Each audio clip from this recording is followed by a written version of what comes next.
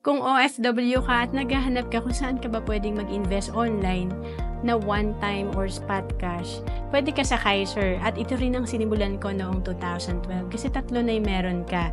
Dito sa Kaiser may investment ka na, healthcare at life insurance. Magbigay tayo ng sample, ang Plan K75 sa Kaiser, na dito ang spot cash or one-time payment natin nasa 280,400 lang. Pag edad natin ng 65, kung tayo ay nag-start at age of 45, after 20 years, ang fund natin nasa almost 1 million. And ang Kaiser kasi good as cash after 20 years. At kapag hindi pa natin kinuha ang fund natin sa Kaiser after 20 years, patuloy pa rin mag-grow ang investment part and may healthcare pa rin tayo.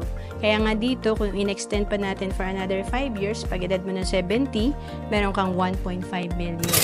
To know more about Kaiser, message mo lang ako sa FB, Pro Ancelis Capistrano. Bawat Pilipino dapat maging handa sa mga oras na hindi natin inaasahan. Gaya ng biglaang pagkakasakit, dapat may pondo tayo na magagamit. Sa oras ng pangangailangan, dapat may magmamalasakit. At sa pagtanda, walang pangamba, dapat may mag-aalaga.